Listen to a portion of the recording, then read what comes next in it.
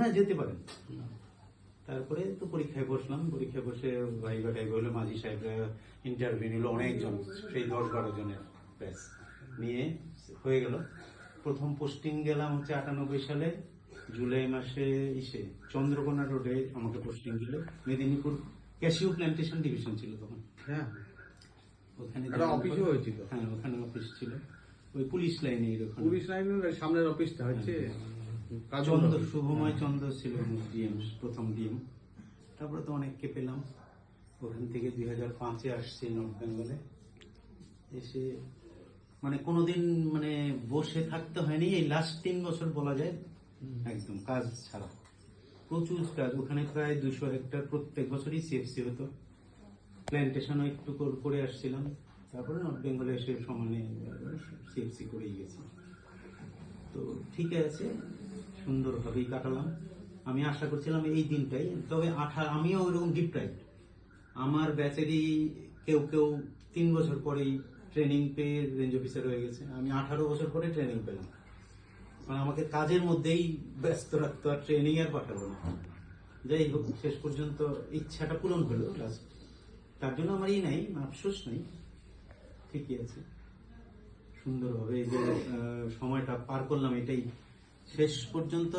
আপনাকে স্যার পেলাম, আপনাকে স্যার বেশি দিন পেলাম না, এটাই একটা দুঃখ রইল। খুব মানে দারুণ ছিল কাজের এইটা। মানে কর্পোরেশনের জন্য চিন্তা করার মানে আধিকারিক না খুব কম পাওয়া যায়, এটাই একটা আমাদের অনেকদিন পরে পাওয়া গেছিল। কিন্তু যাই হোক, যারা আছে তারা যদি সহযোগিতা করেন উনি অনেক কাজ করতে পারবেন, এটাই করে সবসময় স্যার যোগাযোগ করবো। হ্যাঁ, না অবশ্যই, আমার দরজা সবসময় খোলা। আপনি স্যার শিলিগুড়ি গেলে স্যার আপনি ফোন করবেন, আপনার সাথে অন্তত দেখা করবো গিয়ে।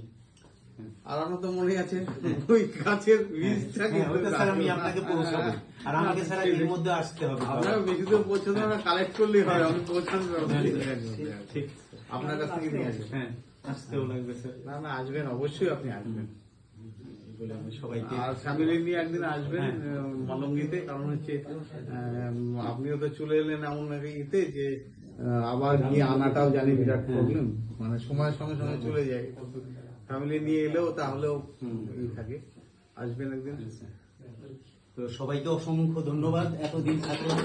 আমার চাকরি জীবনের সবচেয়ে বেশি পিরিয়ড 9 বছর 3 মাস এক নাগারে থাকলাম, আর মাঝখানে একবার ছাড় 6 মাস পজিশনে ছিলাম। টোটাল প্রায় 10 বছরই আলিপুরে গেলাম। ঠিকই আছে, যার জন্য সবার কাছে আমি কৃতজ্ঞ একদম। এবং কারোর সাথে স্যার আমার একটা লোকের সাথে সম্পর্ক খারাপ নেই, না সবার সাথে ভালো সম্পর্ক আছে। আমরা তো ওয়ার্ক এখানে কাজ করতে একদম নিজের মতো করে সবাই হেল্প করতো একদম, খুব। যার জন্যই আমার কোনো দুঃখ নেই। এত সুন্দর এই যে সঙ্গটা পাওয়া বিরাট ব্যাপার।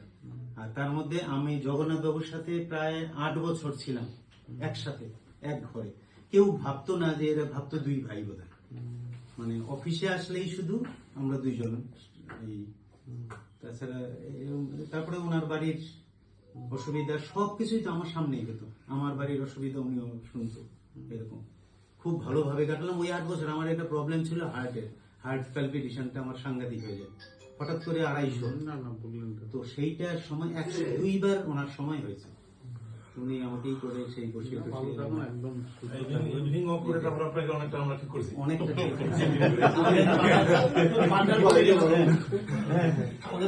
এইরকম সঙ্গী পাওয়া খুব ভাগ্যের ব্যাপার একদম। না এরা আপনাকে বিরাট সঙ্গ দিয়ে সাংঘাতিক, মানে সবাই আমার একদম, একজনও মানে নাম বলা যাবে না যে কে করে নাই, সবাই। এই জন্য অসংখ্য ধন্যবাদ আবার সবাইকে। স্যার ভালো থাকবেন। না আপনি ভালো থাকবেন।